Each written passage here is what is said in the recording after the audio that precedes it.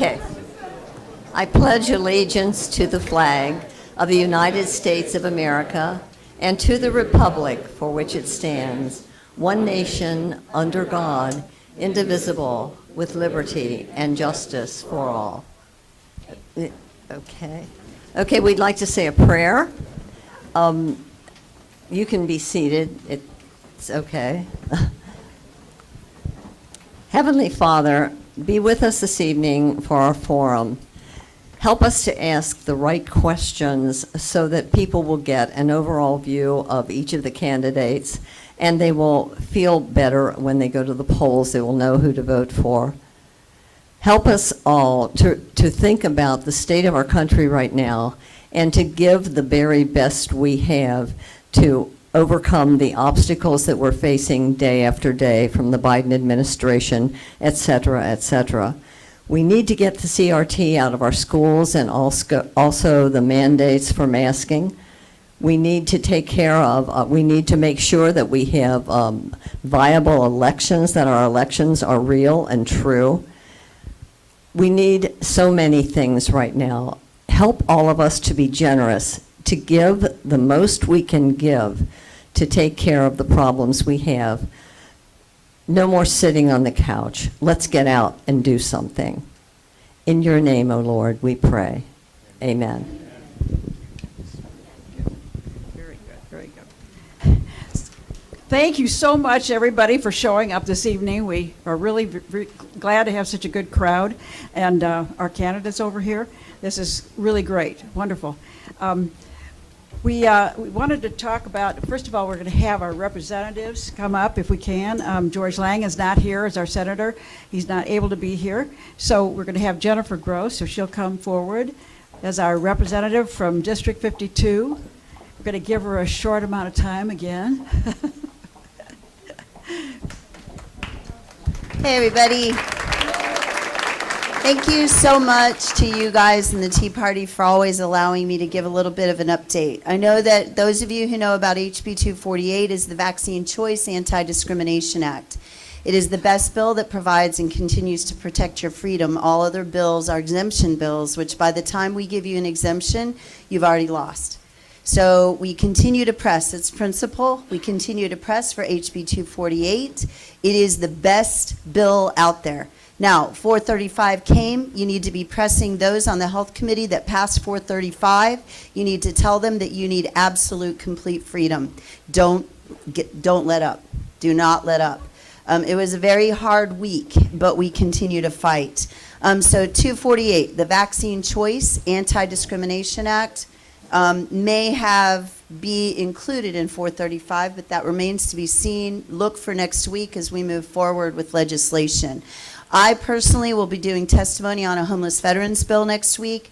We will be, that's a bridge that balances the VA, the time that veterans are homeless before they get into the VA system. I am also doing sponsored testimony on the commercial activities tax next week, which is a third tax for those people that are in the low profit margin businesses such as home builders, car dealers, and grocers, to name a few. So I'll be doing that as well. Tomorrow I will be dropping the Day of Tears, which is a resolution that recognizes the Roe v. Wade, the day that Roe v. Wade was legalized, which is January 22nd, as the Day of Tears. And then lastly, which I know that you guys will be excited about, I signed Wendy Rogers' request for decertification of the election results in Arizona. I also am on the record. I am also on the record for supporting an audit should there be a request for that. I don't know that I will carry the legislation, but there's always an opportunity. And for me, remember that legislators spend your money and they make law. So there is no better way, in my humble opinion, to spend your tax dollars than to be sure that you are confident that when you place a vote for any one of these gentlemen up here or our educational services people that are going to speak tonight, that you know that your vote counted. It's not that I believe we have a systemic problem in Ohio. I don't think we do. But we do need to be sure that you feel confident when you walk to the polls that you know your vote counted. So that is where I stand on those issues, and I appreciate your time. I really appreciate your support. Should you want my newsletter, please go to ohiohouse.gov and sign up there. It is my honor and privilege to serve District 52, which will soon be called District 45. Oh, my, thank you. I got to get up to speed on that one.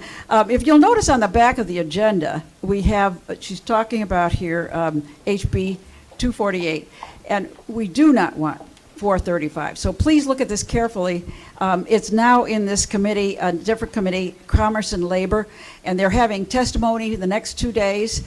And if you have a chance at all to go up to Columbus and try to do it in person, that would be so helpful. Or else you could try to get it to them 24 hours before and send it to the head of the Commerce and Labor Committee.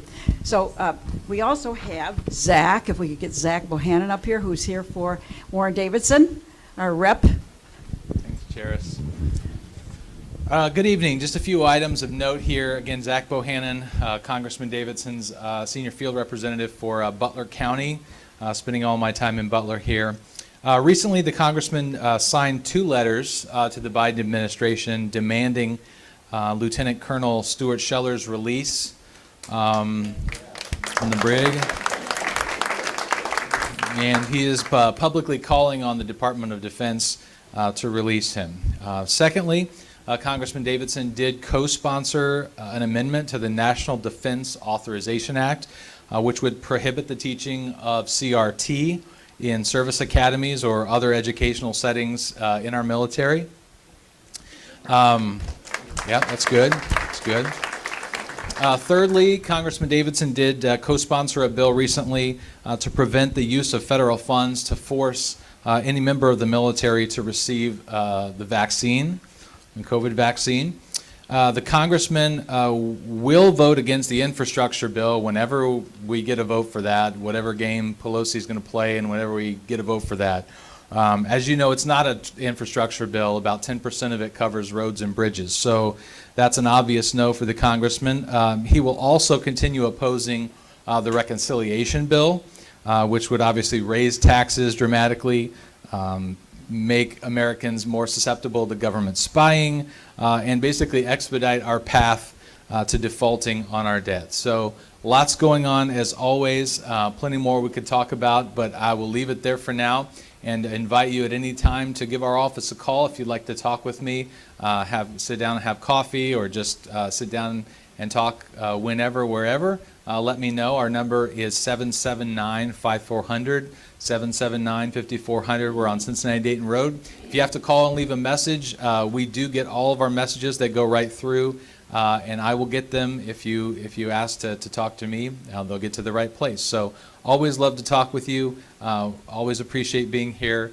and sharing what's going on with the congressman, and we thank you for your support of him and your interest in what he's doing as always. Thanks for all you do for liberty, for our country, and for God. So thanks, Charis.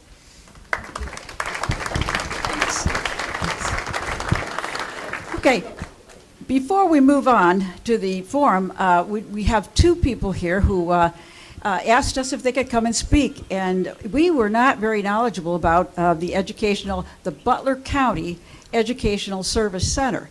It's been in operation for 100 years. I couldn't believe it. Since 1914, I believe, right?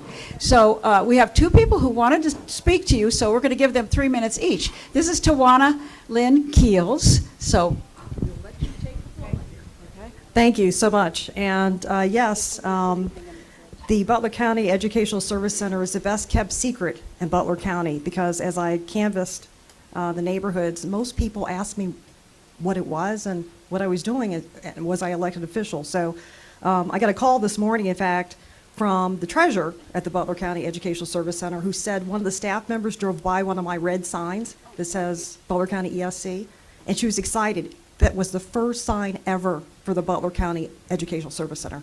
So I'm Tawana Keels. I'm running for re-election for the board. I'm the current president, and I'm the only candidate who is from Westchester. The center provides programs and services to schools, government entities, families, and children. We've been recognized by the Cincinnati Enquirer as one of the best places to work again this year. My fiscal and business experience includes training as a systems engineer and financial coordinator with the IBM Corporation. I've moved quite a bit. IBM stands for I've been moved. And more recently served as finance director, that's probably where you know me, for Butler County, working in the office of the Board of Commissioners. As a member of the executive leadership team for the county, we developed a rainy day fund to maintain operations in an economic downturn. We operated each and every year under my guidance with a structurally balanced budget, a true structurally balanced budget, unlike the city of Cincinnati. And we developed a multi-year strategy to eliminate all general fund, general obligation debt so that we are debt-free. And we are debt-free in Butler County today.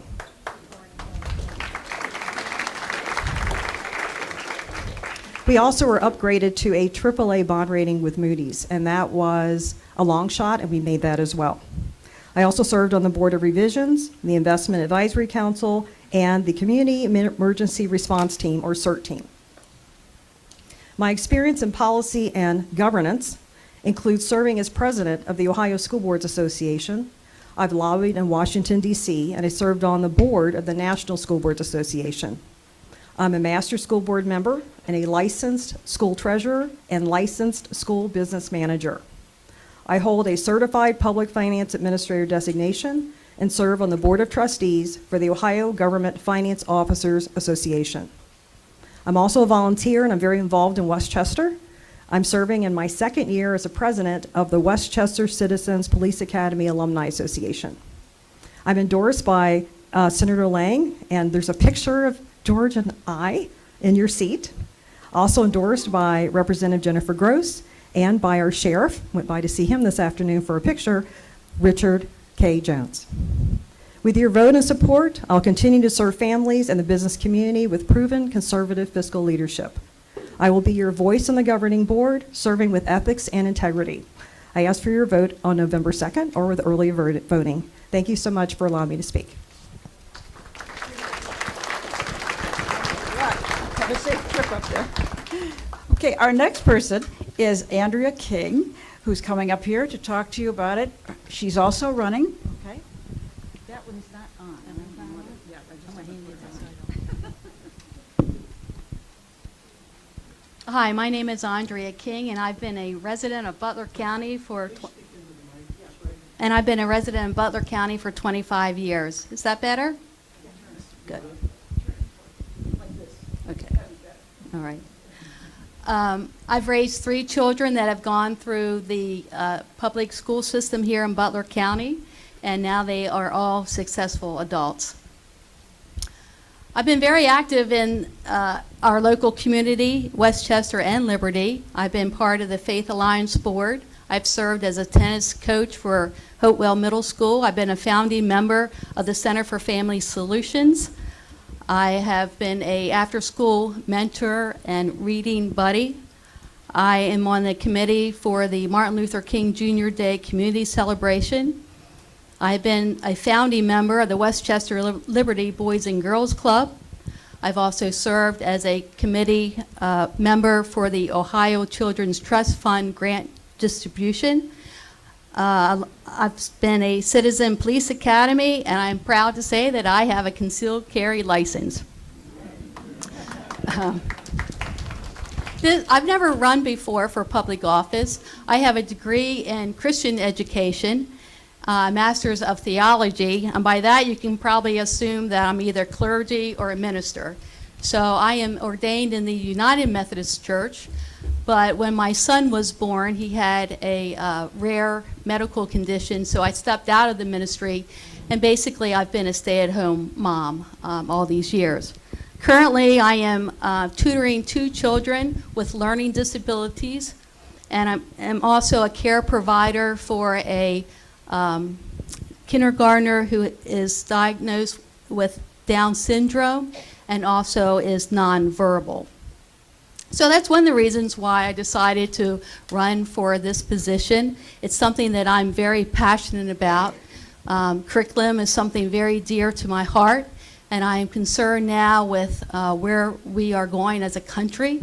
and I want to make sure that if that is an issue that comes across, that I can have a say in that and uphold my conservative values that I think that we are losing right now.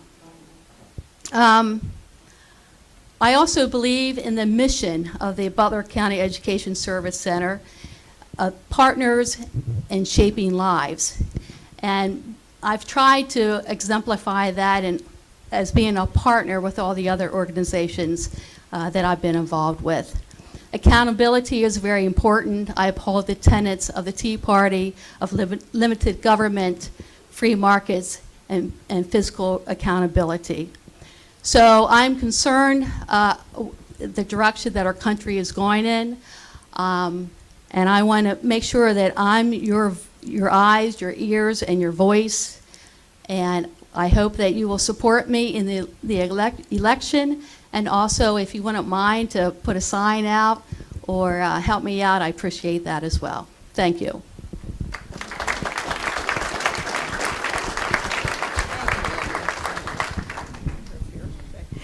Before we move on, one more thing. I just wanted to point out the pink sheet that you have. We put some problem situations that I'm sure a lot of you are aware of, naturally.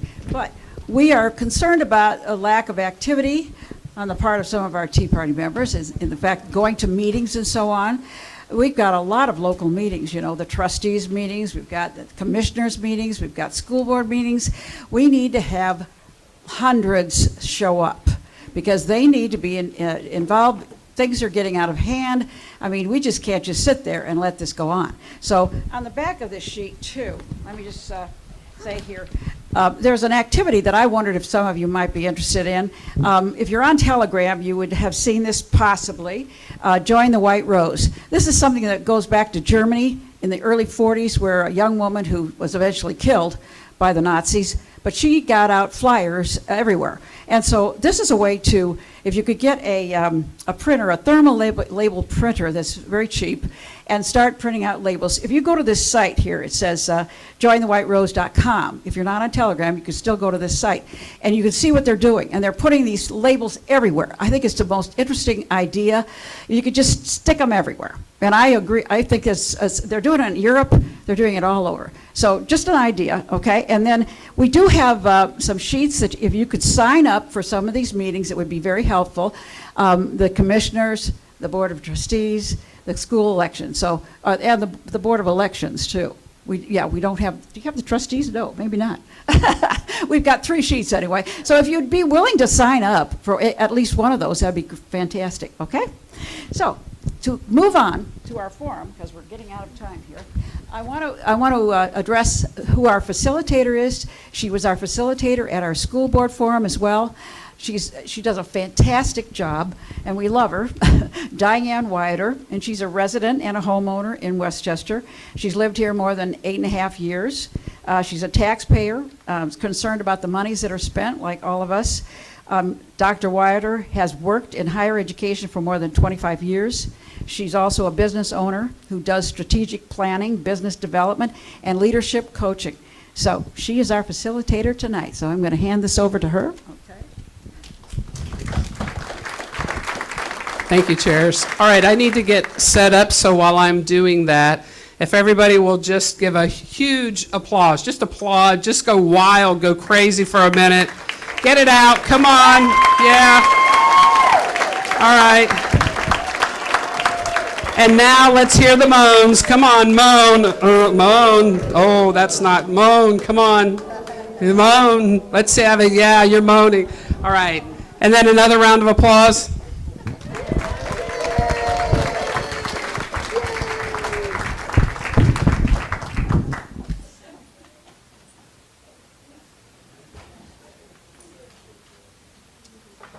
Well, welcome, folks. Good to have you here this evening. Good to have you again. Some of you were here for our last forum. We really appreciate that. Tonight, we are hosting, I say we, the Westchester Township, or the Westchester Tea Party is hosting candidates for both the Westchester Township and the Liberty Township trustee positions. So there are candidates from both represented. We did kind of divide the table so that that wouldn't be confusing for you. Lee Wong, Trent Emmenecker, Mark Welsh are from Westchester Township, and please feel free to applaud them. It's okay.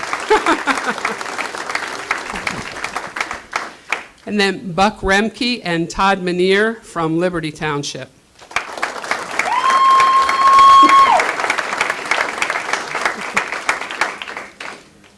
So tonight, we really want to open the floor for them. We have a structured event this evening. Each candidate will have 2 minutes for an opening comment, and then we will move into questions that have been provided by the audience. If you still have questions, you want to pass them this way so that Jerry can pick them up and her team can take a look at them and maybe get them forward if you still have a question. When we do get to the question part, each candidate will have 1 minute to respond to the question. They've been asked to simply give their perspective and their response. This is not a debate, so we are not going to be going back and forth as they might address what another candidate maybe did or didn't do by name. The general idea is that they put forward their ideas. There's not a lot of time there won't be any back and forth, so we don't want to don't want to get into that, but want to allow them the space to give their ideas and opinions. And then we do ask that once we've had the introduction by everybody, we will applaud then, but then ask that you hold applause and hold moans. So that's why we tried to get them out just a minute ago until the end for tonight. So thank you, folks. And they are seated in the order that they are seated because we drew for the seating order, both Westchester Township and then Liberty Township, and this is the order in which they'll respond to the opening comments. So, Lee.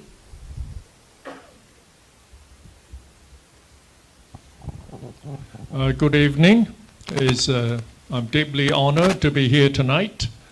I'm Lee Wong. I have been elected 4 terms Board of Trustees for Westchester Township, Ohio.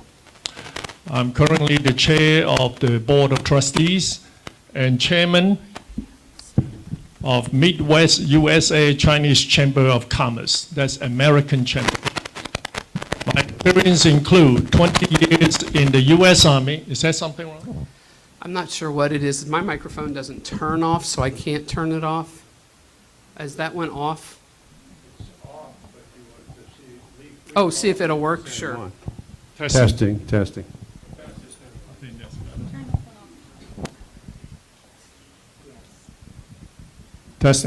Okay, this is much better.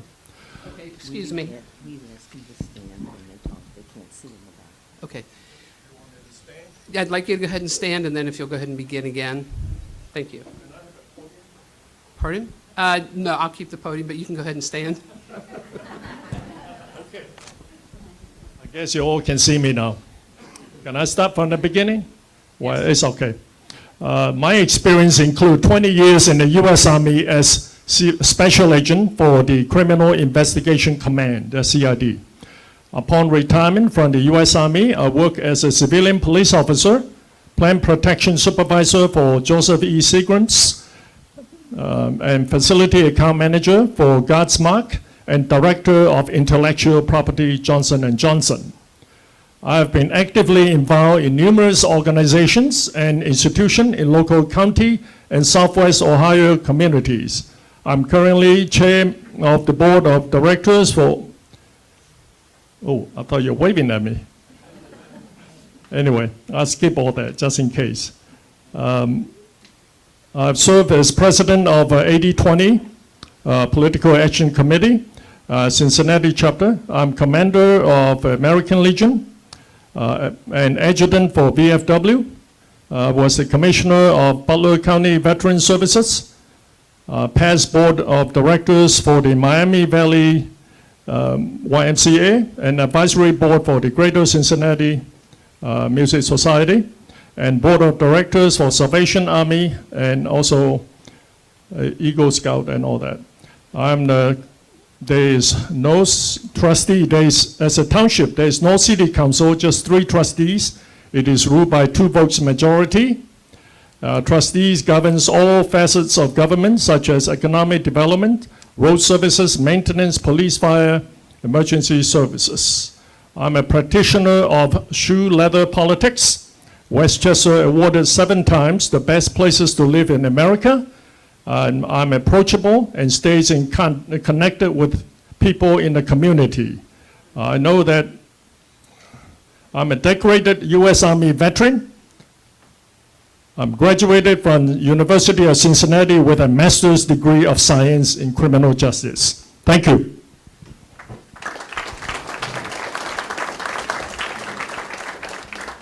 Before I get started, can you raise your hand if you live in Westchester? Okay, that's a lot of folks here tonight. I'm going to be speaking to you. I'm not ignoring my Liberty counterparts or anyone else, but only you can vote for me, and I want your votes. Good evening. My name is Trent Immenecker, and I'm the fiscally conservative candidate running for trustee in Westchester this year. Life is about choices. Some we get to make, some get made for us. 20 years ago, I chose to start serving our country as a Marine.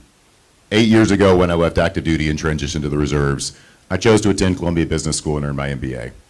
5 years ago, when a job with General Electric brought my wife and I to Cincinnati, we chose to make Westchester our home. My 2 sons, who are 5 and 3, they get to choose what they want for breakfast every morning.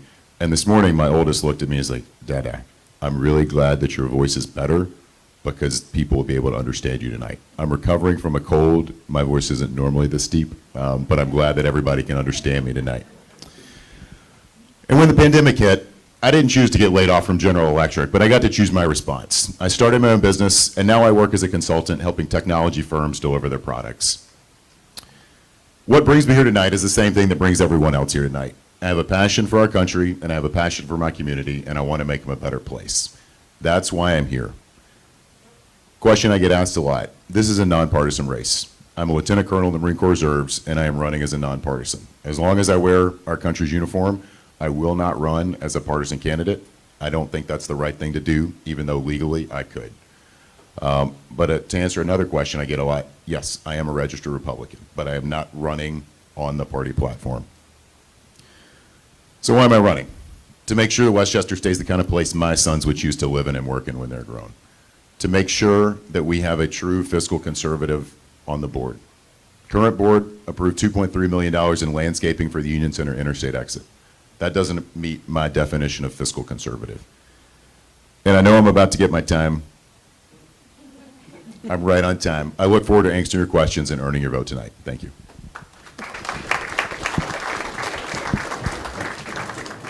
Good evening, everyone. My name is Mark Welch, and I have served as your Westchester Township trustee for the last 8 years. I've been a member of the Tea Party since 2009. I see a lot of faces that I've seen for a lot of years out there. I've lived in Westchester for over 30 years, and my wife and I own a salon and a spa here that we've owned for over 20 years now. And we have 16 employees. So I am a conservative with a proven track record. I've had hard work, dedication, and a love of Westchester. You know, back in 2011, I first ran as a trustee. And in that first time, there were 4 guys running for that. There were 2 liberal guys and 2 conservative guys, myself and George Lang. When I came to the Tea Party Forum that year, I had gotten to know George Lang, and I withdrew from that election because I did not want to split that vote. What I did instead, I looked at all of you and I said, I'm going to be back in 2 years. I'm going to learn the job. I'm going to know what to do. And I'm going to ask for your vote in 2013. I did exactly that. I went to every trustee meeting from 2011 to 2013. I got an understanding for the job. I knew what I was getting into. I wasn't walking into something that I thought would be just fun. So I'm not an unknown quantity. I have based all of my decisions on conservative principles, and I will continue to do that. Tonight I'm going to make a case that Westchester is not only a great place to live, but we are thriving. So here are a couple facts. Westchester Township has been named one of the best places to live in the United States for 7 years. That didn't happen by accident. We're doing something on purpose, with intention. And in 2019, we got the best community to live in Ohio. Since I got elected in 2014, Westchester has created over 7,400 jobs, and we have retained over 14,000 jobs. Does that say time expired? Oh, okay. Let's keep a good thing going. I look forward to answering your questions, and I hope I can earn your vote tonight.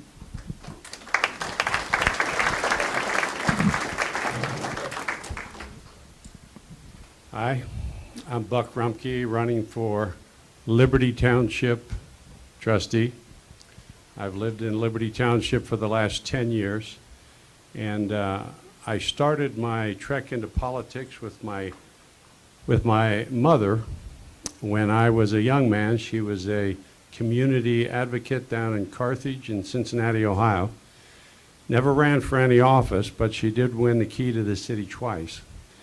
And that takes a lot of work. So I'm not afraid of work. I've seen work. I've worked at Rumpke for 50 years. And to work at Rumpke, you can't be a slouch. You have to be ready to do anything that they ask you to do, and they ask you to do everything. So I left there last October, retired, and but while I was working for Rumpke, I also developed commercial property. I developed subdivisions. I developed a new way for the city of Oxford to look at student housing, which completely turned over what they did in Oxford to keep the students out of the mile square. And in the midst of that, I ended up owning half of a Wendy's restaurant. And that's a pretty daunting task, to take care of a Wendy's restaurant when you don't even know how to take care of a Wendy's restaurant. But through all of these endeavors that I have accomplished, I've learned things. And I didn't learn by doing everything correctly. I learned by making mistakes, as we all do. That's the best teacher. And so what I think is that I am the best qualified person here to run a township because of my experience as a home builder, developer of commercial property, and dealing with the city of Oxford, which is really a trip in itself. And so I would like to have your vote on November 2nd. Thank you.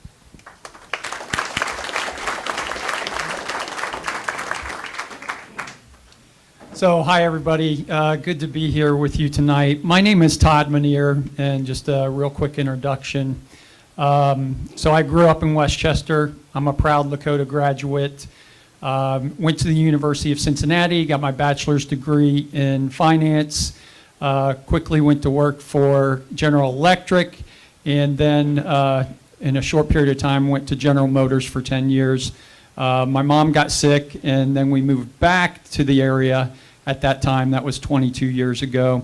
Went to work for AT&T for 10 years, and I'm currently with Procter & Gamble, where I've been for the past 11 years, and I'm currently a brand director working on Crest and Oral-B, so I hope we don't have any Colgate users here. I know we'll get, I know our introduction's short, and we'll get a chance to talk about some things like development in Liberty Township. You know, the trustees in Township have a plan to double our population in Liberty Township in the next 15 years, and I'm not aligned to that. We'll get a chance to talk about fiscal responsibility, I'm sure, but most importantly to me, I want to talk about the Constitution and freedom. And our president and governor have become very comfortable with taking the freedoms of the citizens and, from, shutting down businesses, keeping kids at home and opening our borders to people who aren't citizens of our country. And the trustees take an oath to support the Constitution. And they do have the authority to step into these situations and protect the citizens of our community. And I will do that. And that is really the number one reason why I'm running. So thank you. I hope to earn your vote tonight as well.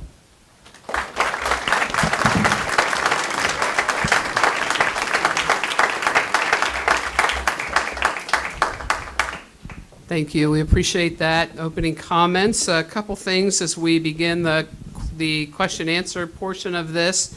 The candidates will have 1 minute to respond to the question. Tony Kruger is our timekeeper right here in front. He's sitting kind of front and center so you can see him.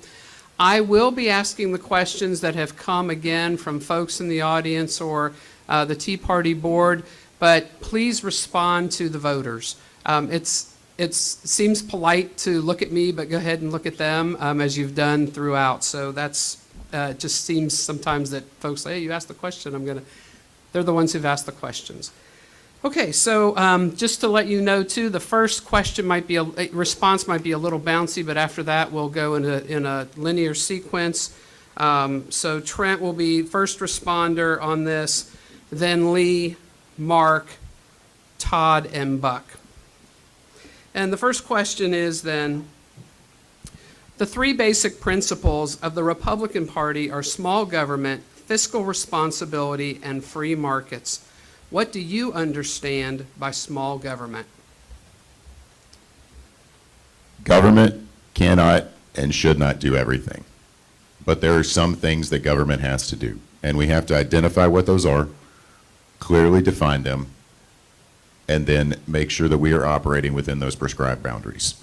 I will use an example. Roads. I think we all agree that roads are something that we all care about, government needs to provide. We need to maintain our roads. We don't need to have the Taj Mahal of roads, but we need to have properly resourced, well-maintained roads that keep the infrastructure in our neighborhoods the way we want. Does that mean that we go off and, start this new program and that new program? No. But I will say there are some things that I think are important to do to help develop a sense of community. Things like Boy Scouts and Girl Scouts. When local government can provide a helping hand, whether that's through a room or support, there are things that we should be doing as part of a community to help make our community better. And again, there's a fine line, but there is a line that we can walk when it comes to that.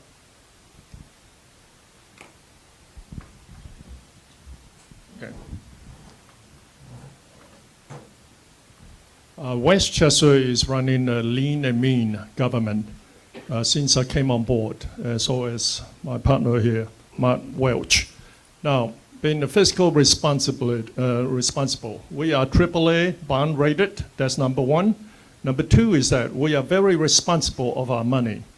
Now, this Union Center interchange, it costs $20 million to build. That's just like buying an expensive car, and then we put some landscape on it, all that make it look nice. This is all branding of Westchester. It is very important for marketing. You don't want to buy a car, beautiful car, pay $20,000, and then you have no bumper with it. So I think we are very responsible. We take care of our money and very conservative. And we listen to what the people say. That's our government. Thank you, Lee. I believe that Westchester Township is actually following all of the three tenets of the Tea Party: smaller government, fiscal responsibility, and free markets. This is demonstrated every day in Westchester. We have over 3,600 businesses in Westchester. We create a free market environment for those folks to come in and to make as much money as they possibly can. I think that smaller government goes hand in hand with lower taxes. And I'm not a big pay more taxes kind of guy because, you know what? I believe that I can do a better job spending my money than the various governments can. I mean, we have layers of entities here. We have Westchester Township, we have Butler County, we have the state, we have the federal government. All of these want money. And if we pay less in taxes, which I believe goes hand in hand with smaller government, that leaves more money in your pocket for you to spend it on the things that you need. It could be food, could be a mortgage, could be for your kids' education, doesn't matter. Thank you.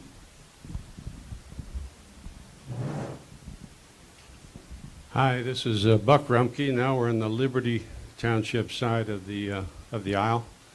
And small government means a lot to a lot of people, but mostly it does mean that you've got some money left over after you've bought your groceries, which are now twice what they used to be a year ago. And so small government in Liberty Township is a necessity because we don't have the same industrial base that they do in Westchester. And so we have to watch all the pennies that we're spending. And now we're trying to build our own Milliken interchange, and that's going to be millions and millions of dollars again. But small government is important to the people of Liberty Township because they pay the taxes that keep us operating. Thank you.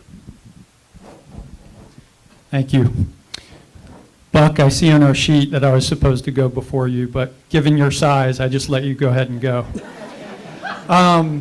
So I think it's a great question, and I think one of the problems that we've gotten into in this country is abdicating too much to the government and expecting too much from them, right?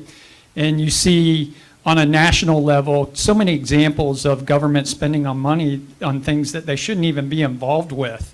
And when you take it down to a township level and you think about really the primary responsibilities of the township being fire, police, roads, some park support, first and foremost, stick with those things, stay in your lane on those things, and don't get pulled into other stuff. We've had examples even in our townships of where we've gotten into, giving money to nonprofit organizations.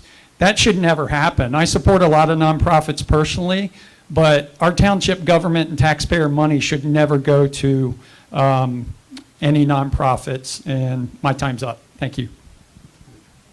Thanks, Todd. I appreciate that. I saw that as we began, so thanks for noting. All right, so as we begin the next series of questions, Mark will go first, and then we will just proceed down linearly, even though we've got folks from Liberty Township and Westchester Township. I think you all can keep that straight. You know who your candidate is, so candidates are for the position, so we'll just follow the line down.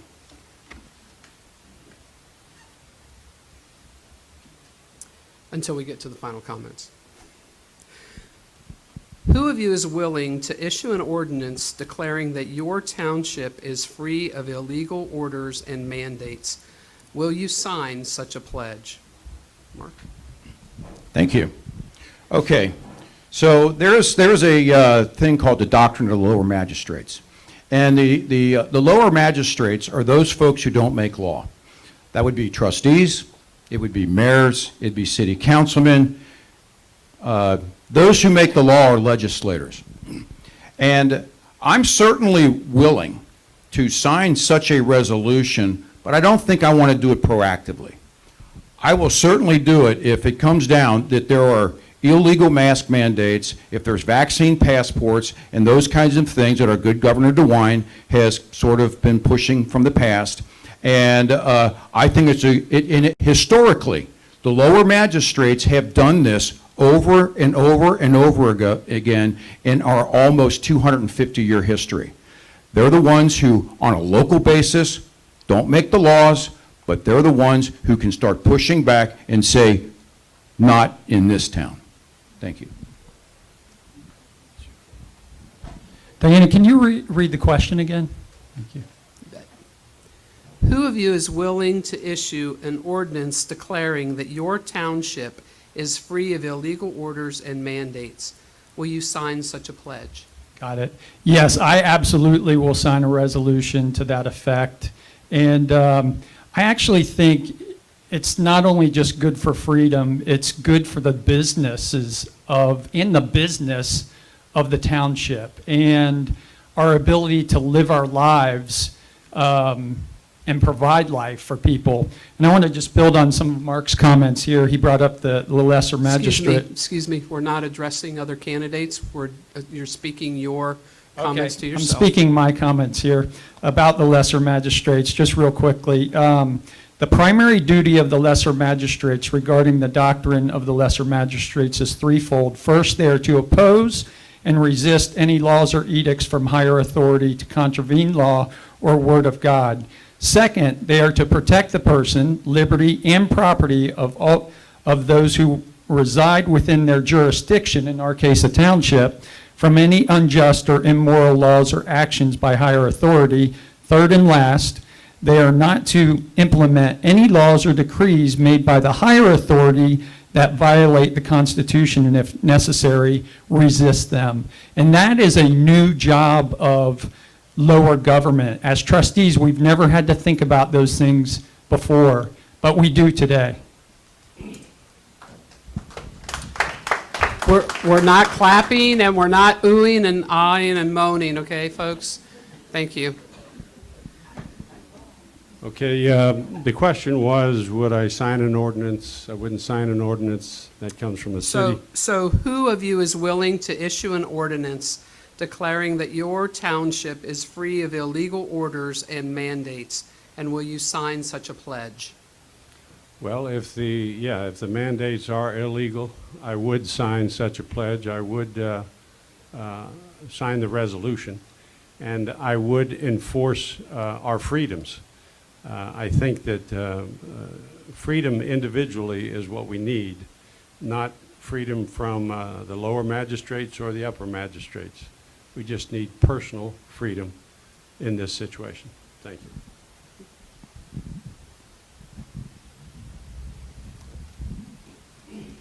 Westchester is the largest township in the state, and we self-rule. We do a lot of things that no other township has done before. And the one thing I hate most is state government come down, give us a mandate, and want us to do something for them without giving us any funding. All kinds of rules. I do not support those. We have. I think Mark and I, we have agreed on several things about this mass. Okay, excuse me, business. you're talking for yourself. You're not speaking for another candidate. Okay. I think we are very independent. We do what is right for the people of Westchester. Thank you.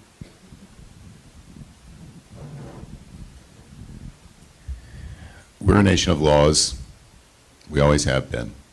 We've gotten things wrong in the past. I think we all know that. And when we get things wrong, then we are conscience and duty bound to correct them. I'll use an example from my time in the military. You know, you're told to do things. Sometimes you agree with them, sometimes you don't. But as long as it is a legal and morally correct order, you have to do it. So if it's something that I don't like, but it is legal and still moral, then yes.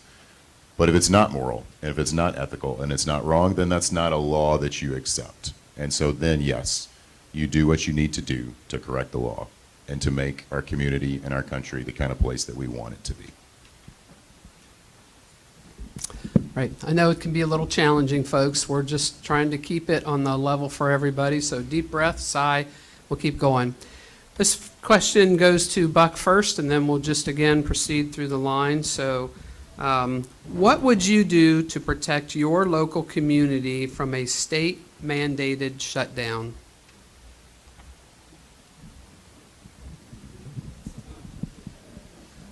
I don't believe the state has the ability to shut down a community.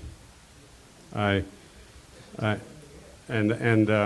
know, these are nebulous questions without knowing exactly what you're talking about, but if they come in and shut down all the industry, what could they do to housing? What could they do to people that live in the area? We would have to fight back. There would be no reason to accept a state coming in and shutting down Liberty Township, and I would not accept that. In addition to working for Procter & Gamble, my wife and I have owned a private school in Liberty Township for 12 years now. Our school got shut down, and just to answer the question shortly, you know, the Ohio Revised Code has a lot of information in it and support and latitude for townships and trustees to step in and stop any shutdown of businesses. This should not have happened, and hopefully we've learned from this. And, you know, it talks about things about discrimination, and the Constitution talks at great length about your property rights, and you have the right to do what you want, your property, and part of your property is your business. And the shutdowns were unlawful. When it did go to court in Ohio 6 different times, the governor lost all 6 times. I was one of those cases. We sued the governor, we sued Amy Acton, Department of Health, and we won, and we got the order changed for all daycares in Ohio and probably saved an entire industry. So yeah, I'm a no-go on that if that ever happens. Is it me? No, it's going to the front, to Lee. Again, the mandates really has no teeth in it. There's nothing, they can punish us. We don't have to enforce it, especially. If we go out and enforce it, we get sued for it. So we, as a large township, I think we can do pretty much what we want. We don't have to follow somebody's mandate. For example, during shutdown, all the small businesses were closed, except Kroger. All this Walmart, big places were open. And that is really unfair to local businesses, which is the backbone. The small business were the backbone of our community. Yeah, I think this is a very interesting question because I remember back in March and April of last year, and I was scared. I was scared for my family. I was scared for my parents. And I had no idea what COVID was like. And now, 18 months later, we've got a good idea. We understand we made a lot of mistakes. What we did not do was that initial, first couple weeks, we didn't learn quickly. And we have to learn quickly if we're going to mess with people's lives. Do I support shutting things down? No. But am I sympathetic to how scared people were 18 months ago? Yeah. I'm not sympathetic to the fact they didn't learn quickly because 2 months in, we had learned what we needed to do to safely have a normal life. But you don't shut a community down. You don't close doors. You can't. That's just not a winning proposition because people have to have lives. They have to go to work. They have to provide for their families. So I guess at the end of the day, it's you can't do it, is my takeaway. That's not something that you can do because we have to live. All right. Okay. Oh, I'm sorry. Go ahead. Oh, hey. Okay. Thanks, Diane. Don't start that clock yet. All right. So my business was shut down too. And I'm telling you what, a lot of times people think that the government is benevolent. But I'm telling you what, nothing ever turns faster malevolent than the government. We're doing this for you. It'll just take stripping away of your individual rights. It's for the good of everybody. We're this, you are your brother's keeper. No, you are not. You have your individual rights to protect yourself. If you are compromised, then you take whatever measures you need in order to make sure that you are safe. But don't take away my individual rights. Don't make the healthy quarantine. I'm telling you what, it's pure and simple power and intimidation. Because divided we fall. You have to stand up and we have to push back on these things. Now I know that some of these things have been corrected. DeWine and Amy Acton will never be able to do what they did before because the legislature finally went there and did something about it. But you know what? They're going to try something else. And we got to stand up and we got to push back. Am I it? That's it. Yeah, you're it. All righty, so first on this one is Todd. What are your top agenda items? Well, I think you know by now my number 1 agenda item is freedom and protection for the citizens of Liberty Township. And we've talked a lot about that, and we may talk more about it, so I'll move to some other topics. So I mentioned a little bit before development and the fact that the township and trustees are proudly talking about this idea of going from roughly 40,000 population in Liberty Township to 80,000 in the next 15 years. That, to me, does not deliver again, the type of community, the safe, rural character community that everybody moved here for. So I do not support that at all. There are a number of headwinds from a fiscal responsibility standpoint that need to be addressed. Our roads fund, which is always a difficult thing to manage and budget, is forecast to go negative in 24 months. And so that's a big issue. And then we've got our iconic retail outlet in Liberty Center in Liberty Township that's on the ropes and struggling. And there's conversations about going to the taxpayers to bail them out. And I'm against that as well. So those are a few things. And it comes up to Lee, please.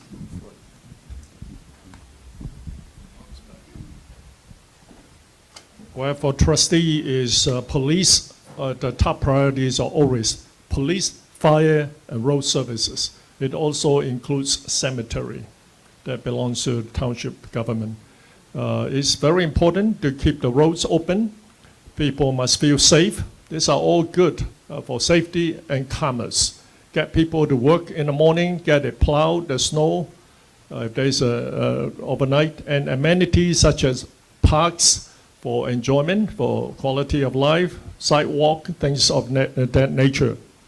It is not a government for special interests group like 501c3. Thank you.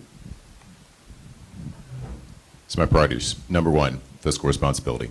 And that is closely examining the things that we spend money on. Examples of things that I don't approve of. Spending more than $350,000 for a pocket park in Old Westchester. It's got no parking, and it's about the size of our table up here. What do I want to do next? Well, understand what the vision for our future is. I know from talking to folks in neighborhoods, they're concerned about development. They're concerned about what's been happening, and they feel like when they see development that's happened, that their voices haven't been heard and their concerns haven't been taken into account. Growth is not bad.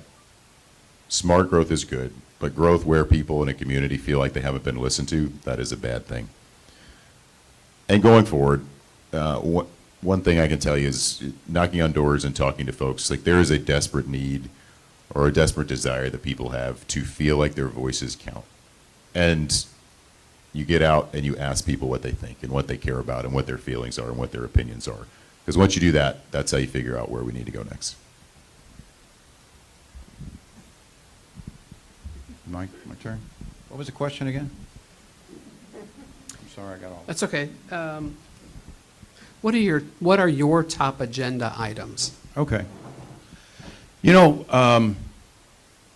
I'm saying let's keep a good thing going. Steady as she goes.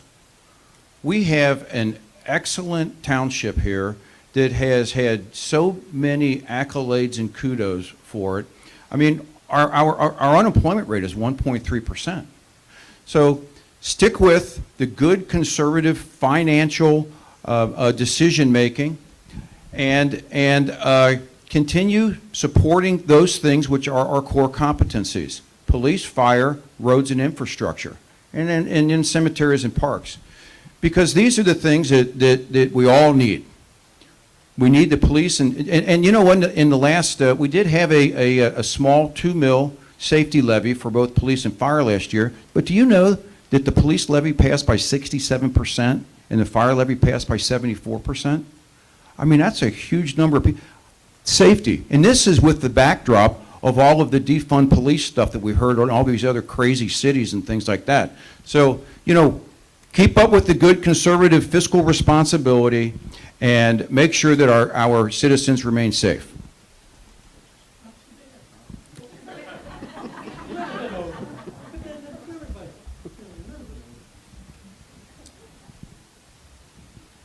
Hi. Thank you for listening to us tonight. You know, one of the problems is that there was a study made, and the study said that Liberty Township will grow to 80,000 in the next 15 years. It doesn't mean that Liberty Township is going to grow to 80,000 in the next 15 years, but it is situated in a position where people are going to want to come in and do developments. I am qualified to look at these developments that are coming in. I can read the plans, I can find the flaws, and I can get the developments to be can be what Liberty needs. You know, we don't need more density. We don't need more housing.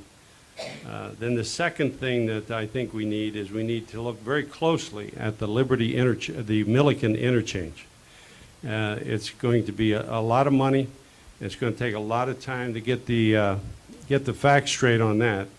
And the third thing I like to take care of are the people of Liberty. I like to listen to the people of Liberty, and I like to respond to them and help protect Liberty in the future. Thank you. All righty, thank you. So this question will go to Lee first.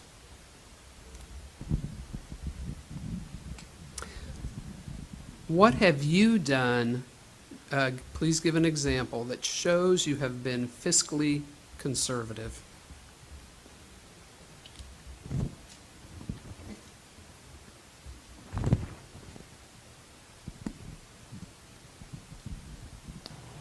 Okay, in the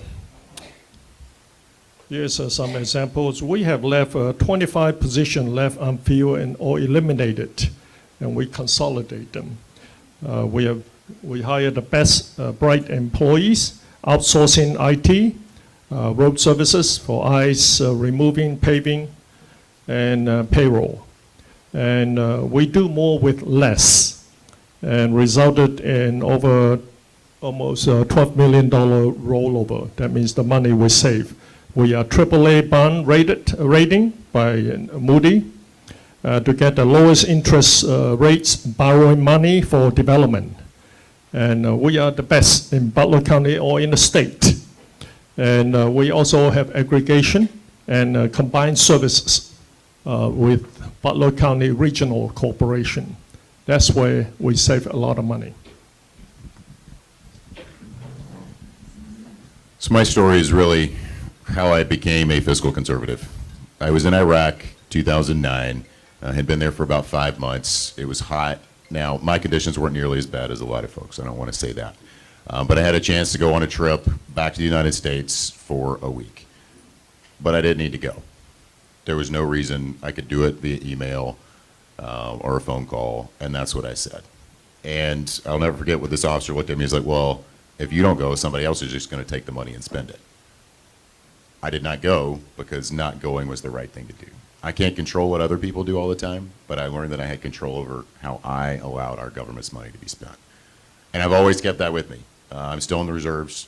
I've worked in big corporate environments. This is not a surprise. People waste money. Just nature of the beast. We've all seen it, but it doesn't make it okay, and it's never been something that I just accepted. I may not be able to control it, but I know that I can do my part and say no when I can affect the decision and the outcome. I'll give you two examples. In May 2018, the Green Umbrella, which is the Miami to Miami Trails, came to the township meeting, and they were asking for $13.5 million for us to do bike hike multimodal paths throughout an east-west connector across Westchester. Made no sense to me. I'm going, it's kind of a special interest group. Sorry, I vote no. The other one was we had a opportunity to develop the clock tower, the 8 acres that's there, and it is now developing into the residents of Clock Towers, a great developer. The Hill Group is doing it. But prior to this, the developer came in and said, what we want is a really nice garage, and it's only going to cost like $15 million, and we're asking you guys to pay for it. And I said, I don't think so. My vote is no. So those are the two conservative things I did to help keep more money in your pocket.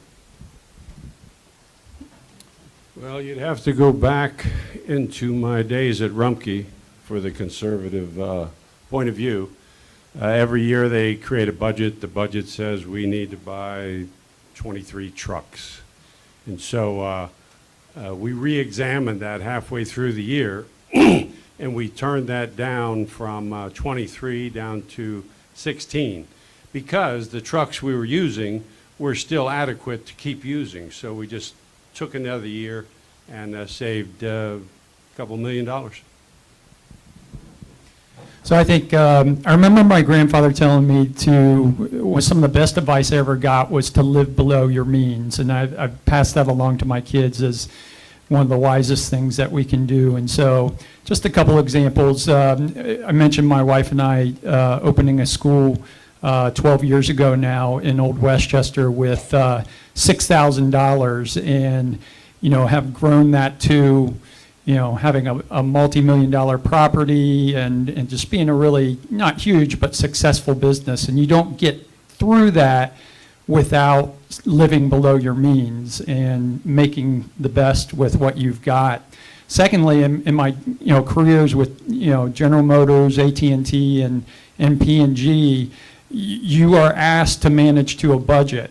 And people come in the middle of the year oftentimes and they say, cut this, 20%, and you just got 20% less money to still get the job done. And that's something that, I've been used to for a really long time. And so I've always treated P&G's money like it's mine, my company, my money, and I would do the same thing as a trustee in the township. Folks, I'm going to pause just a minute here. I have a question that I'd like to read for just the Westchester Township folks. So I'm going to ask those of you who are Liberty Township, if you have a question specific to the Liberty Township, if you'd like to see Jerry and maybe get that written down and let her process that a little bit, because I do want to make sure that folks have the same opportunity, but it doesn't pertain to Liberty Township. So I'm not going to do that now. I'm going to hold that question. But if you have a question specific to Liberty Township and like to ask it, just going to ask that you see Jerry back there.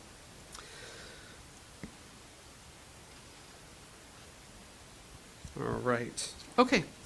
This is an interesting one, still on the money.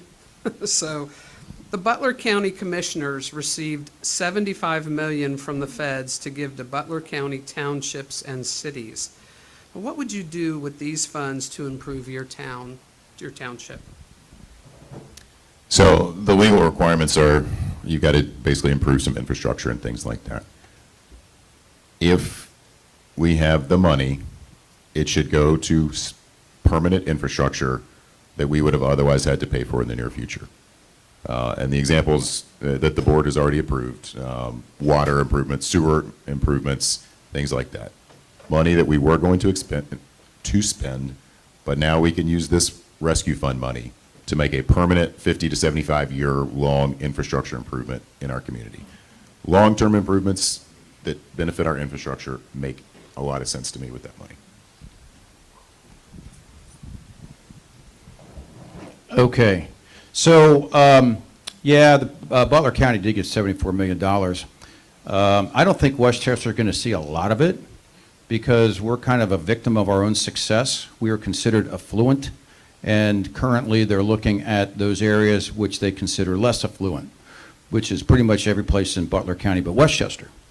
I will tell you, I will tell you that Westchester did get $6.6 million out of this big giveaway, and we were only one of 3 townships, I think, in the state that got it. And the requirement was you had to have over 50,000 residents in order to get it. So we're getting $6.6 million over a couple of year period of time. We'll spend in 2 $3.3 million increments, and we're going to spend it on infrastructure. Oh. No, keep going down. It's going down the line. I thought it was a Westchester only. No, no, not this one. Can you repeat the question? Yes, I'm sorry. I'm sorry, I didn't mean to be vague. This is a Butler County. So the Butler County, what I had said was that I have a question that I want to ask you, so I'd like a question that goes with it from Liberty Township folks. The Butler County Commissioners received $75 million from the feds to give to Butler County townships and cities. What would you do with these funds to improve your township? Yeah, I'll be honest and transparent. I'm not familiar with the source of funds or what they're intended for or how much Liberty Township might get. But in terms of priorities for Liberty Township, I mentioned earlier that Roads are, again, always a budget issue, so if there's an opportunity to build the road fund up, I would certainly look to that. And, potentially, we don't want Liberty Center to fail. So if it's extra money, not our taxpayer money, then maybe some support for Liberty Center to getting back on their feet might be a good place to go. So thank you. All right, come back up here to Lee. And oh, I'm sorry.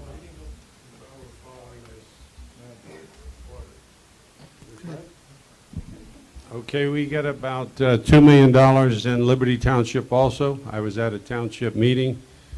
I've been attending the meetings. We couldn't go to a meeting tonight because of this event, and we're actually missing a candidate, Tom Farrell, just to explain.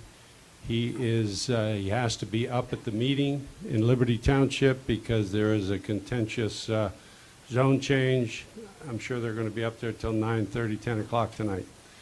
But the $2 million will be used for infrastructure, and quite a bit of it, I believe, will be used to pay for the engineering that we have to do for the Milliken interchange. Thank you. The $6.6 million we got was, we already going to earmark it to spend on the infrastructure that's under the road, pipes, conduit, water flow, or all that stuff. That's very important that you cannot see. If I get that $75 million, definitely road services, that's very important. We are in a cold state and requires a lot of maintenance. And just a quick overview of, according to Blue Line Media, an interstate bulletin board will cost about $10,000 per month. That is $120,000 per year. Branding along I-75 could have value twice that much since we see the name from both sides. So that's $240,000. That is a good investment on the return for what we spent on the interchange. That could last up to 50 years. Thank you.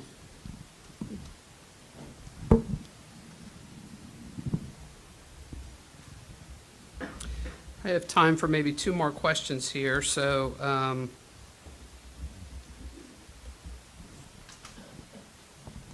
okay, I don't have a question from Liberty Township. So, let me pause here. How do I want to do this?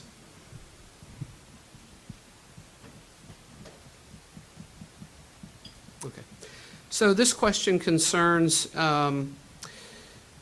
the fact that Westchester does not have a community center for seniors. And so to Liberty Township, maybe you could address how you might enhance services to seniors. So we are the only community that has no senior center. This is to Westchester Township. How can you work at getting one, and where would the dollars come from? And so we'll start, I believe are we, Mark, yep, that's what I have. So Mark, we'll go in this sequence, Mark, Lee, and Trent, and then we'll go to Buck and Todd to respond how they would enhance services in their township. Go ahead, Mark. Okay, I'm not sure how accurate that first part of that question is, that we're the only community that doesn't have a senior center. There is a lot of duplication in these things. I know that Mason has one over at their community center, and it's 2 rooms. I know that the board has looked at this quite a bit, and you'll probably all remember that this sort of all started at the activity center on Cox Road, the old library, when Kroger came in and wanted to buy it. Well, they stepped back from it, excuse me, because they were whining about how much the lease would be on the Kroger. And now all of a sudden they're coming back and saying, hey, we might have an interest again. And I'm saying, hey, it's a short negotiation. You want it? Cash, 10 days, your problem. Because I'm not going through that again with these folks. We can find something for the seniors here. I'm personally more leaning towards the refurbishing the Cox Road Library so that we can do that, because it only appraised for $1.8 $5 million, right? That's about $600,000 per acre. And then I'm thinking to myself, this is 16,000 square feet built in 1984. This shouldn't be demolished. I mean, this is a decent building. Heck, my house was built in 1990. I wouldn't think about raising it. So we can probably, the most financially conservative thing that we could do is to bring that building back up and then make probably an activity center that pays for itself, because I'm all for a return on investment.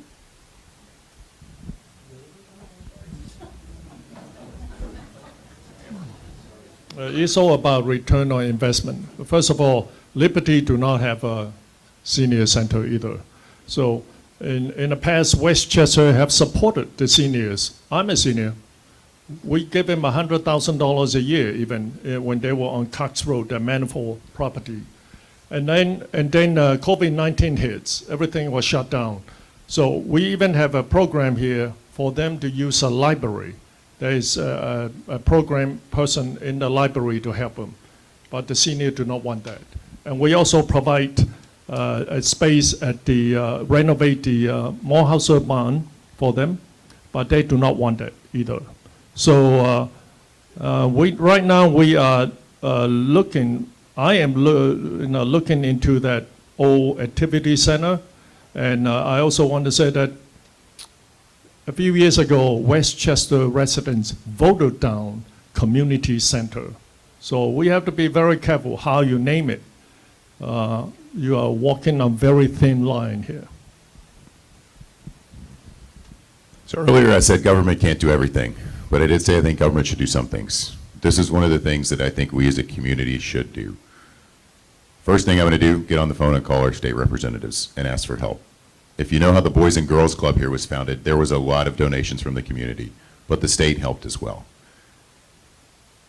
As I have gotten out of neighborhoods and talked to folks, I've met a lot of senior citizens. My mother's a senior citizen. She lives just off 42. There is a desire and an urge and a need for folks to have a place and a way to congregate as a community for social networking and bonds. Is that 100% within the purview of what government should do? No, it's not. But I think it's something that we should do as people who care about other members of our community. We can't do everything, but we can do some things. We can do it in a cost-effective manner. We can make it make fiscal sense. But it's something that I think makes lives better, and it's something that I just think as a community that we should do. Okay, Buck. No, go ahead, Buck. And then Todd. Yeah. When I lived in Fairfield, there was a community center that was started in the,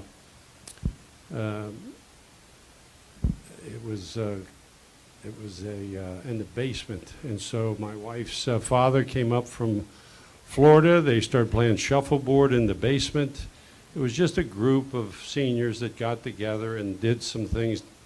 And it wasn't a big center. It wasn't a big plan. There was a director who was a part-time director. And, you know, I think we sort of have this in Liberty. I'm sorry to tell you, Lee.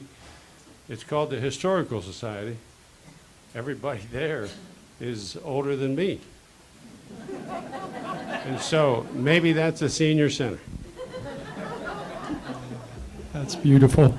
I think, I would say, first of all, I don't think you can say you're a fiscal conservative and say that you would support using taxpayer money to support a senior center. I view that in a similar light as I view nonprofits.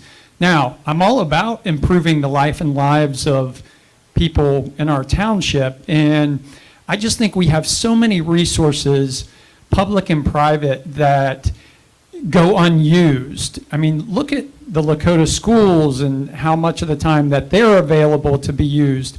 Heck, I own a school. If a group of seniors said that they wanted to use it, you know, 4 weekends a month or, you know, 4 nights a month or whatever, they could have it for free. So we have a community of people and businesses that are willing to give. We don't have to go to the taxpayers for this stuff every time just because somebody wants their own thing. Okay, I do have a couple more questions here, and we're going to start with Buck on this question. And we'll go Buck and then Todd down the line back up to Lee. So here's the question. You know, we don't function in a bubble. Our township does interact with other legislatures. So how do you or would you facilitate a great relationship with your township and the state legislature? Well, we at Rumpke, we've spent a lot of time talking to many municipalities, townships, cities, even state officers. And all it takes to do that is to be honest and forthright from the beginning with everything you're trying to do. The communication is easy, but you have to have a plan that makes sense to the person you're talking to. Otherwise, you're just walking upstream. It's not going to work. So that's the way I would approach it. Diana, I'm sorry, can you repeat the question? How would or do you facilitate a great relationship with the township and your state legislature? Yeah. I think, first of all, I'd say it's critically important. And I think, first and foremost, they have to understand the priorities of the township in light of what they are doing for people. And, you know, I think it's, you know, steady, consistent communication with them and reminders because, you know, they have a lot of people coming to them. And it is a little bit of, to use an old term, squeaky wheel gets the grease kind of thing. That is the way relationships work a lot of the time. And then I think also I would tap into the people in this room, the people in the community, because at the end of the day, you are the ones that they answer to. And so to the extent that we can organize as a community and activate the voices of our citizens, that is what they will listen to. I'll come back up here to Lee.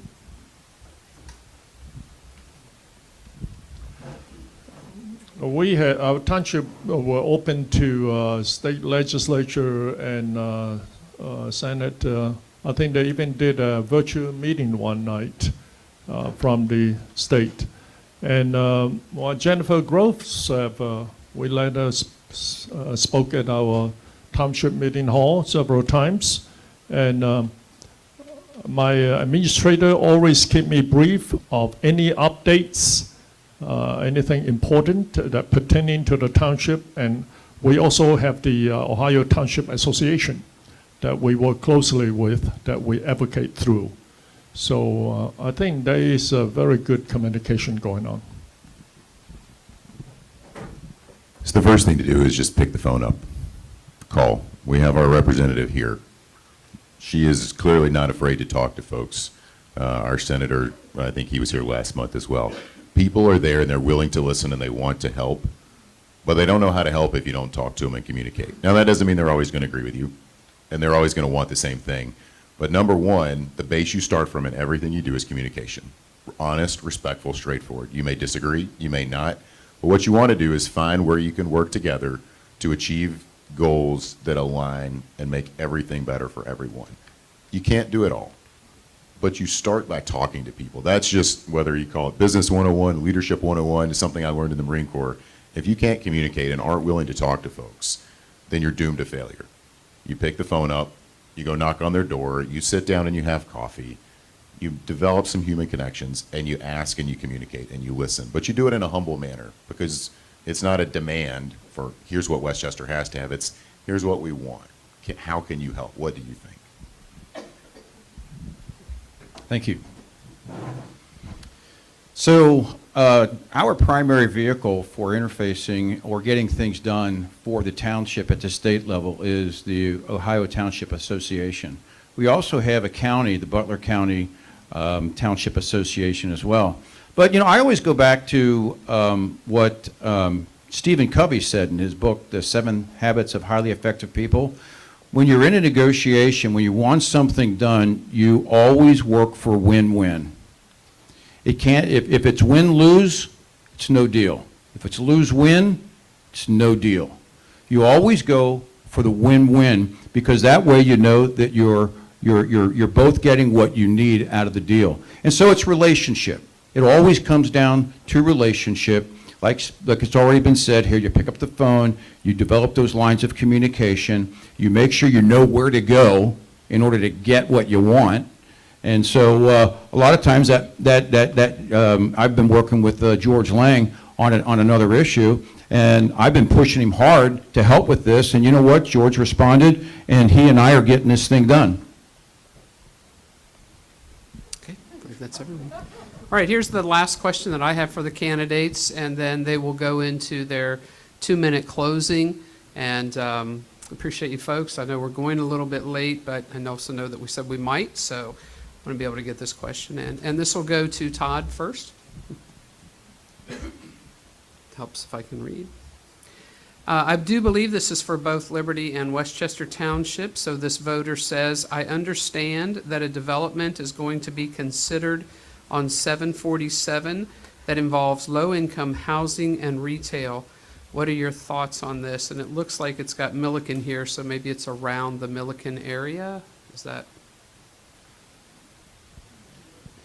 So my general thought, and again, you've heard me talk about development and concerns over excessive population, is that Liberty Township should be done with high-density housing, apartments. And they don't pay for themselves from a tax standpoint. The services that they suck up in terms of, roads, fire, police, et cetera, they just don't pay for. And I was bummed out to see that the Costco deal just included, a development of 450 apartments. And so I think we should be done with it, and it shouldn't be part of Liberty Township, just to be clear. Okay, come back up to Lee. Low-income housing, they try to even bring Section 8 to Westchester one time. That brings crime, drugs, all kinds of problems. We do not want that. And then retail is good to a certain extent, must be a good retail. They really, we're not really, okay, have another, whatever, hamburger joint, big deal. We want manufacturing jobs that will stay, biotech, high-tech job, high-paying jobs. This is what we are good at in Westchester, is there to stay, such as AstraZeneca, GE, P&G, and many other corporations, all the aerospace. So that's what Westchester is, we say we provide the golden egg for the county. So I think it gets to the larger question of, in a community, if you don't feel you're listened to when it comes to growth and development, then your voice isn't heard and the outcome isn't what you want. That's our job as trustees, regardless of Liberty or Westchester, to listen and understand. Growth isn't bad, I've said that before, but you have to do it right, and you have to make sure that you're taking into account what people who live in the community that's affected, what the impact on them is. I'll be honest, I don't know any of the details that we're talking about, so if it's starter homes for young families, I think back 15 years in my life, and I wish there had been a few more starter homes around that I could have afforded as a young, much younger person. So really it goes to, what is the development you're looking for? What kind of community you want to have? What kind of community do we want to continue to have? And that's the voice that we have to hear from the community, and then formulate that vision, and then go forward and achieve that vision as trustees. Because if we don't know where we're going, we're not going to get there. So the firewall, if you will, that would be able to ferret out and to make sure that the development is going to be a right development is zoning. So you have to have the right people on the boards that are making good conservative decisions. So, one of my visions for Westchester is that we never look like one of those communities inside the 275 Beltway. And one of the primary things that we can do to make sure that that doesn't happen is to make sure we have good housing stock. I don't know what the perfect balance is between apartments and single-family dwelling places, right? But I can tell you that for many years, Westchester avoided the high-density apartments.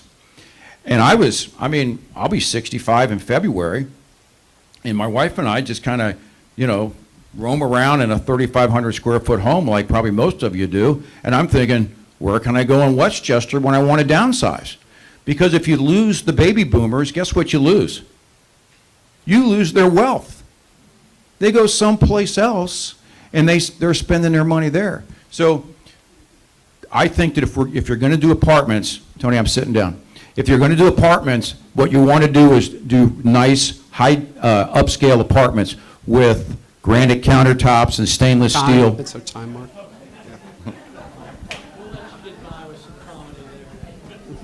Keep talking, Mark.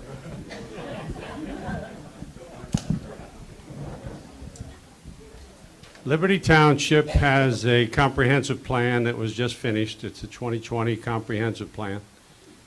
And there is nothing on 747 that would fit the bill in the comprehensive plan. We follow the comprehensive plan as trustees. We get advice from the Planning Commission, but the decisions are made by the trustees. That's why my experience is so valuable. Housing is important, and there is housing going up on 747. There's some condo duplexes. There's some denser things happening, and what I think we should do in the future is to concentrate on following the comprehensive plan and keeping Liberty the township that baby boomers go to when they leave Westchester.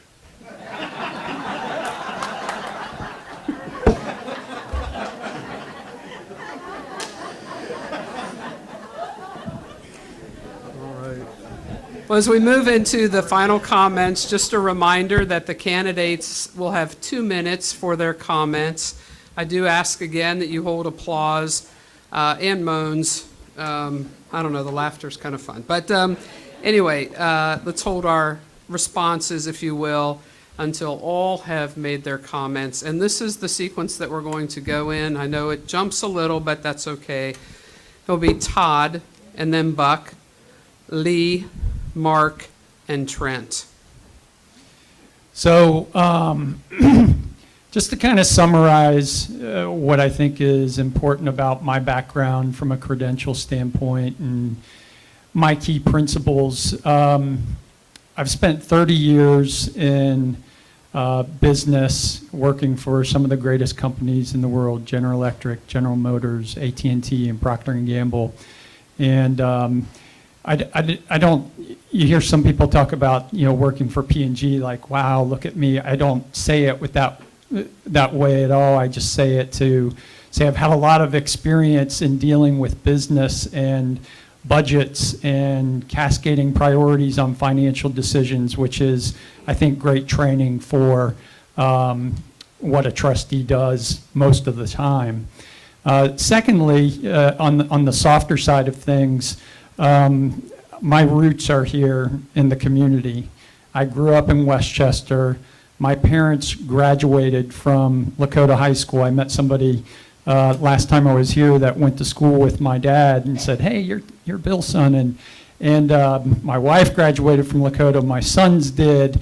And again, that might sound soft, but I think it is valuable to have people in these roles that are literally invested in the community and have spent their lives here. And I plan to, be here the rest of my life and enjoy it. So, and then lastly, and we've talked about this, but I really want to drive home the point about the idea that I see our country being taken over by woke left powers in our political positions, and it's making its way through our corporations, our universities, and even our local schools. I mean, you heard a lot about that in the school board. And again, I think I see my time expired. I'll wrap up. But there was one thing I remembered this afternoon that relevant to that. You remember when Trump said, "They're not coming for me, they're coming for you, and the only thing standing between me, or between you and them, is me." And I'm seeing that now. I think we all are seeing it. And I think every level of government has to understand that and be willing to step in, even at the trustee level, on all these things that we've been talking about tonight. Sorry I went over.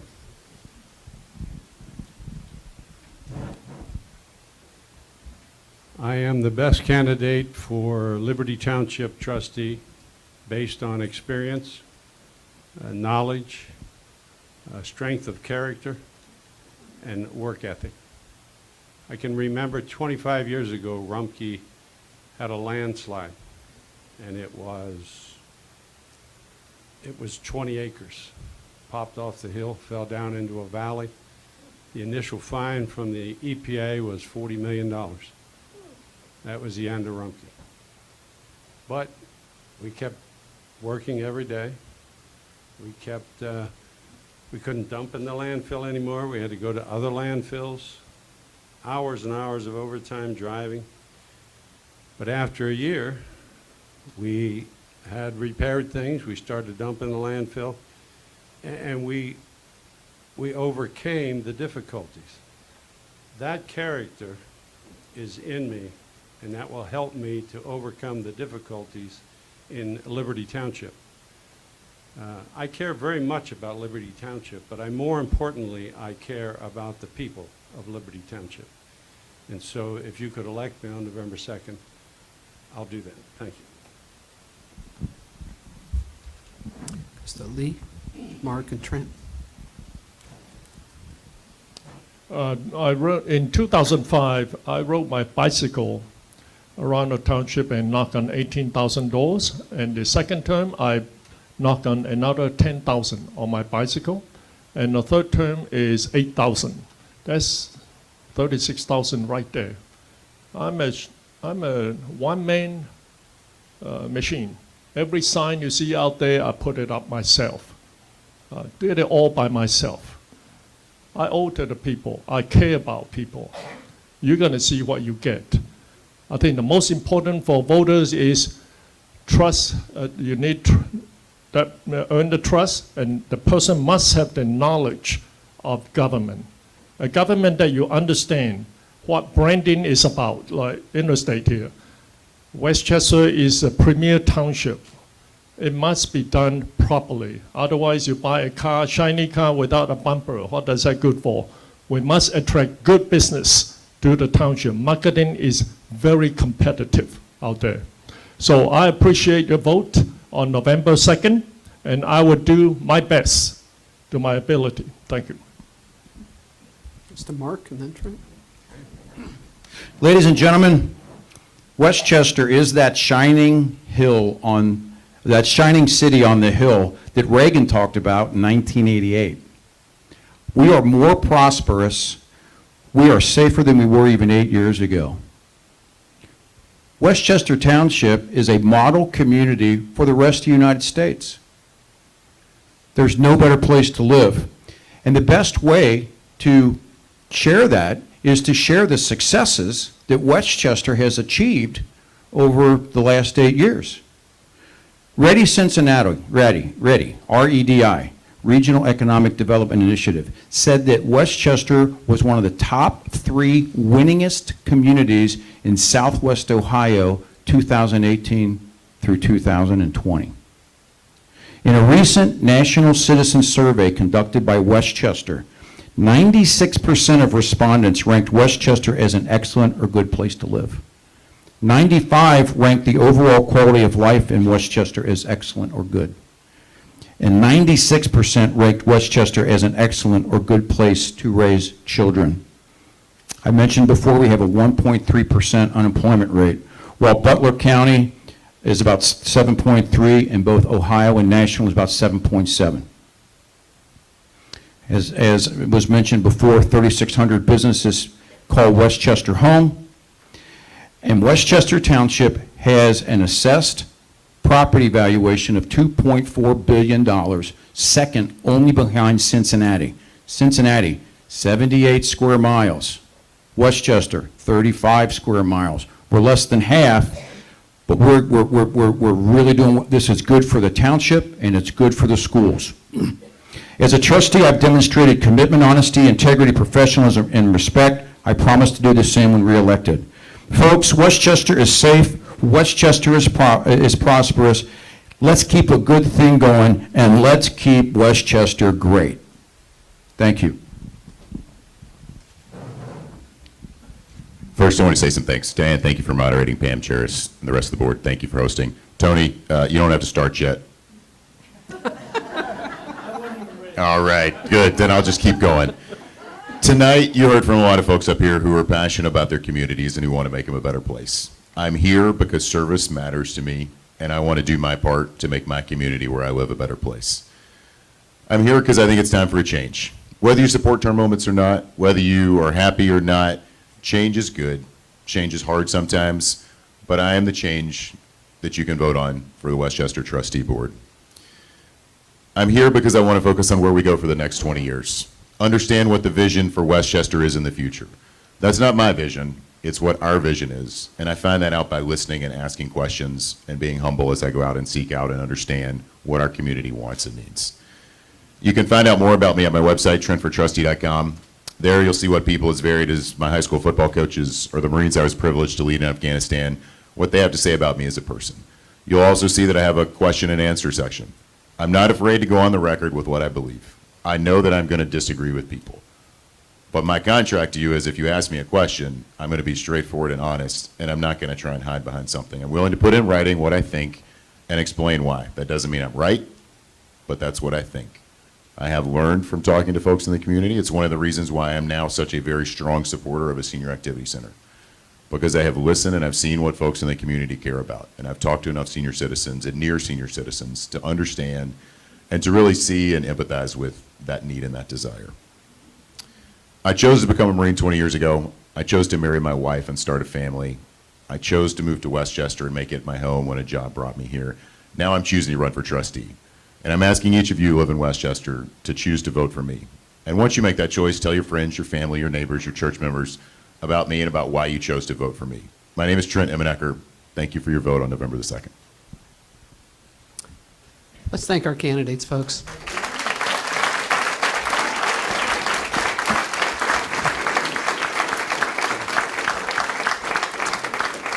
Candidates, thank you so much for your time this evening. Folks, thank you. We know we ran a little bit late, but I know the candidates will be here if you'd like to speak with them. Again, thank you. Thank you, Diane. Thank you for all your work here. I love it. Thank you. Can I just say two things? We have 3 sheets over here. If you sign up to go to one of these meetings that we talked about, we'd really appreciate your name on there and show up. Thank you. And if somebody would help us put the chairs away, if a couple people would help us with the chairs, I appreciate it. Thank you all so much.